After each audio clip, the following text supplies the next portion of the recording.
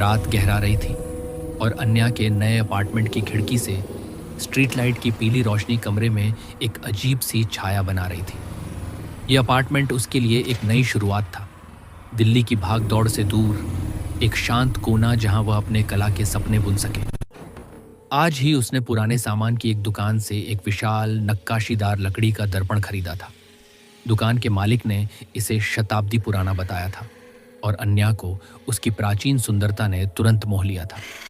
उसने उसे सावधानी से अपने बेडरूम की दीवार पर टिकाया था, ठीक सामने जहां उसकी पेंटिंग का ईजल रखा था। उस रात अन्या अपने नए ठिकाने की शांति का आनंद लेते हुए बिस्तर पर लेटी थी। अचानक उसकी आंखें दर्पण पर पड़ी। अंधेरे में उसे लगा जैसे उसने अपनी परछाई के साथ साथ किसी और की धुंधली सी आकृति देखी हो। एक पल को वह चौंकी, फिर उसने इसे थकावट या रोशनी का धोखा मानकर खारिज कर दिया। बस कल्पना है, उसने खुद को समझाया और आंखें बंद कर लीं। अगले कुछ दिन सामान्य रहे। अन्या अपने स्टूडियो को व्यवस्थित करने और पेंटिंग में व्यस्त रही। वह अक्सर दर्पण में अपनी परछाई निहारती, अपनी नई कृति के लिए प्रेरणा खोजती। एक दोपहर जब वह अपने बालों को बांध रही थी, उसने अचानक देखा उसकी परछाई के ठीक बगल में एक आदमी का प्रतिबिंब था। यह धुंधला नहीं था, बल्कि लगभग ठोस था, जैसे वह उसके ठीक पीछे खड़ा हो। अन्या का दिल धक से रह गया। उसने तेजी से मुड़कर देखा, लेकिन पीछे कोई नहीं था।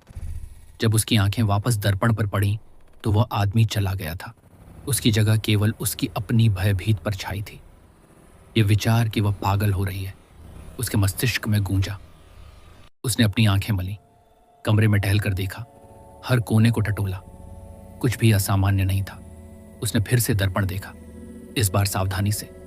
कुछ नहीं, शायद यह तनाव था या नए शहर की अजीबोगरीब ऊर्जा। उसने खुद को शांत रहने को कहा, लेकिन यह केवल शुरुआत थी। जैसे जैसे दिन बीतते गए, वह आदमी और स्पष्ट होता गया। वह कभी कभी ही दिखता, कुछ पलों के लिए, लेकिन हर बार उसका दिखना अन्या के दिल में एक नई दहशत भर देता। वह लगभग 30 साल का लगता था। उसके बाल गहरे भूरे थे और उसकी आंखें उतनी ही गहरी थीं। वह पुराने स्टाइलिश कपड़े पहने होता, जैसे पिछली शताब्दी की शुरुआत के हों। उसकी आंखों में एक अजीब उदासी थी, एक ऐसी वेदना जो अन्या को अपनी आत्मा तक महसूस होती थी। अनन्या ने दर्पण को चादर से ढकने की कोशिश की, लेकिन उसे लगा कि वह आदमी तब भी वहीं है, चादर के पीछे से उसे देख रहा है।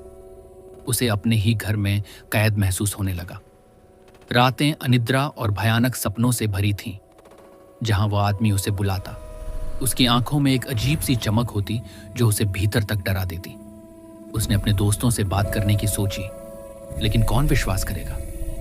वे उसे डॉक्टर के पास जाने की सलाह देंगे। एक रात जब अन्या नींद की गोलियां लेने के बाद भी नहीं सो पा रही थी, उसने हिम्मत जुटाई और चादर हटाई। आदमी वहां था, हमेशा की तरह उदास।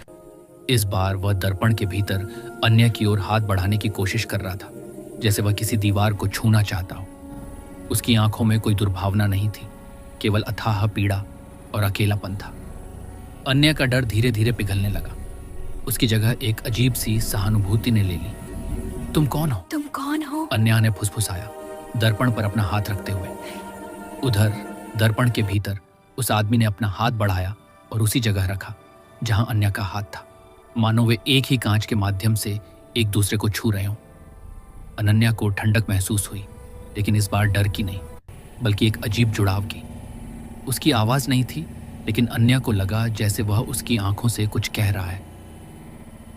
मैं फंसा हुआ हूं। इस घटना के बाद अन्या का डर एक रहस्यमयी जिज्ञासा में बदल गया। वह आदमी उसका अकेलापन नहीं तोड़ रहा था, बल्कि उसे एक नया रास्ता दिखा रहा था। उसने उसे रोहन नाम दिया। यह नाम उसके दिमाग में ऐसे ही आ गया था। रोहन के साथ उसकी अनूठी मूक बातचीत शुरू हुई। वह दर्पण के सामने बैठ जाती, अपनी पेंटिंग बनाती और रोहन उसे देखता। कभी कभी उसके चेहरे पर एक हल्की सी मुस्कान आती जो अन्या के दिल को छू जाती। अन्या को अजीब सी शांति मिलने लगी थी, जैसे वह अकेली ना हो। लेकिन यह शांति क्षणभंगुर थी। जब भी वह रोहन को मुक्त करने के बारे में सोचती, कमरे का तापमान गिर जाता, हवा में एक अजीब सी भारीपन आ जाती और दर्पण की सतह पर धुंध जम जाती, जैसे कोई अदृश्य शक्ति उसे रोके हुए हो। हॉरर का तत्व अभी भी मौजूद था। यह एहसास कि दर्पण केवल एक खिड़की नहीं बल्कि एक जाल हो सकता है और रोहन शायद उसमें कैद एक आत्मा।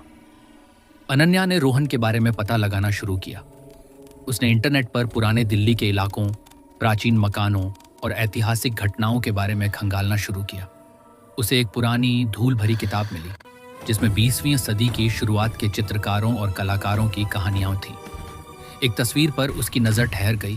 एक युवा आकर्षक व्यक्ति जिसकी आंखें बिल्कुल रोहन जैसी थीं। नाम था रोहन मेहता, एक प्रतिभाशाली चित्रकार जो रहस्यमय तरीके से गायब हो गया था।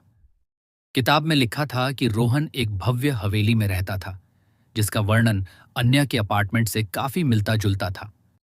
यह थी पार्ट 1। कल सेकंड पार्ट आएगी, उसके लिए चैनल सब्सक्राइब करें और हाइप बटन प्रेस कीजिए।